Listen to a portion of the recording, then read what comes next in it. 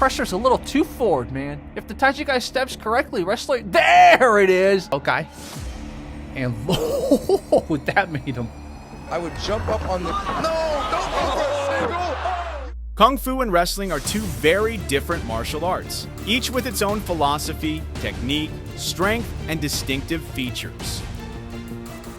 Kung Fu, deeply rooted in tradition, emphasizes flowing movements, precise strikes, and complex footwork.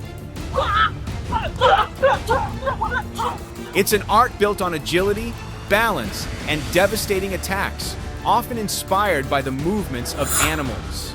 Practitioners rely on a wide range of techniques, using both hands and feet in creative and powerful ways to overwhelm their opponent.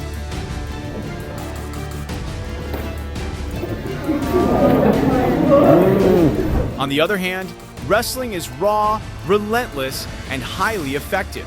It doesn't rely on complex techniques, but focuses on control, takedowns, and dominance in ground positions. The goal is to overpower the opponent and maintain control, using strength and positioning to neutralize any attacks.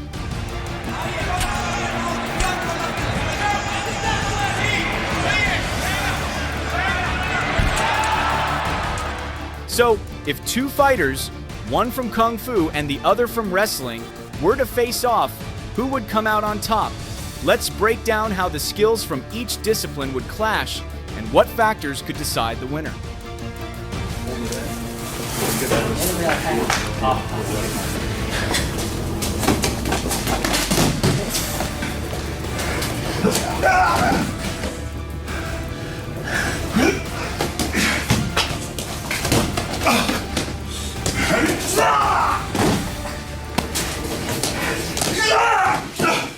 The first matchup features a Tai Chi Kung Fu practitioner facing off against a wrestler in a one-on-one fight inside a gym.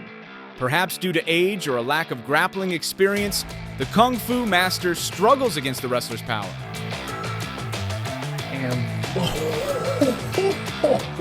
Next, we move to an outdoor fighting environment, where once again, the Kung Fu practitioner is taken down repeatedly with ease by the wrestler. This time, it's not due to age. The Kung Fu fighter appears to be younger than his opponent.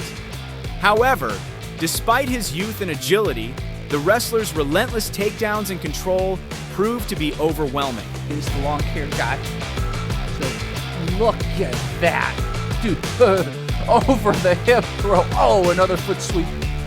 Man, this is not even a... Dude, oh my God. Kind of like a Kanyin. I don't know how you say it. Finally, we get to witness a more balanced encounter between the two martial arts.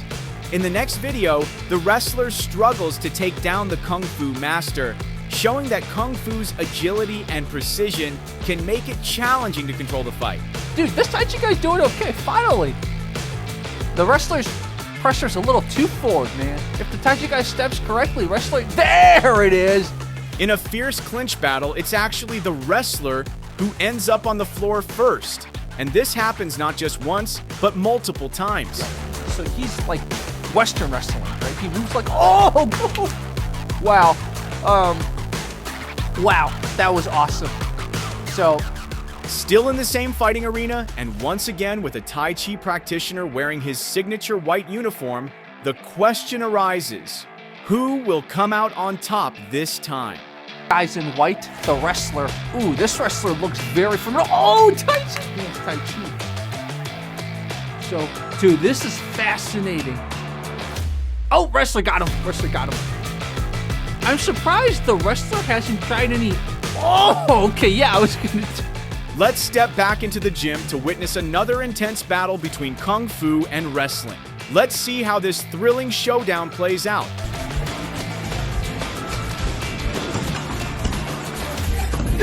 Oh.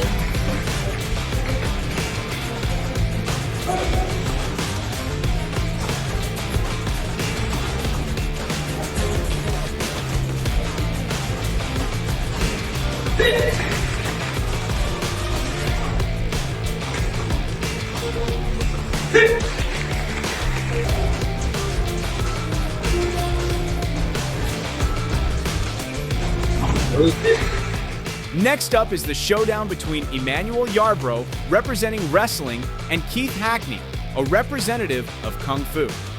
Despite being much smaller than Yarbrough, Hackney managed to knock down the sumo wrestler with a powerful palm strike. That was the last sumo guy. Yarbrough briefly turned the tide, even sending Hackney flying out of the octagon.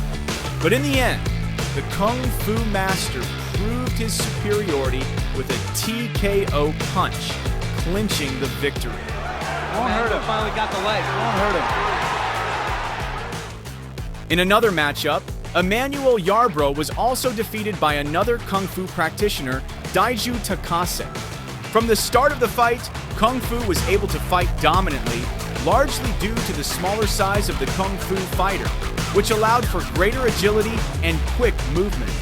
Meanwhile, Yarbrough struggled to move effectively due to his larger frame, proving that speed and technique can often overcome size and power. I would jump up on the... No! Don't go for a single! You gotta be out of your mind! He nearly broke his neck. The armbar, he's gonna drive the armbar in. You can't go for it. Oh, Yarbrough gets on. No, get out! No! Oh my God! Was truly...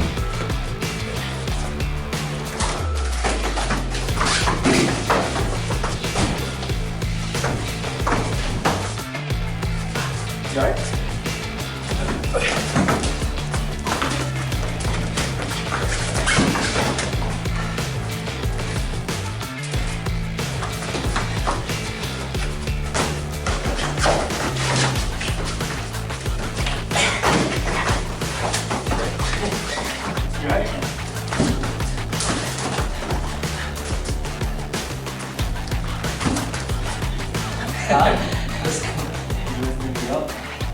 And finally, we have the showdown between Kung Fu and wrestling in an MMA arena. With his iconic beard and stocky build, Roy Nelson has earned his place as one of the most recognized fighters in the MMA world. With his high-level Kung Fu background and vast experience in the sport, Nelson is more than equipped to take down his opponents in MMA. One of his notable victims was Antonio the Bigfoot Silva, a fighter with a background in wrestling and BJJ. Nelson landed his famous right-hand punch, known for its incredible power, and followed up with a ground and pound that earned him a stunning second-round knockout. This victory highlights how Roy Nelson's striking power and control, honed through his martial arts experience, can overwhelm even a seasoned grappler like Silva. If you're a black belt doing it to a white belt, I'm pretty sure if you're a black belt, you're not going to be able to submit another black belt with just the knee on belly position. But here you're looking at it.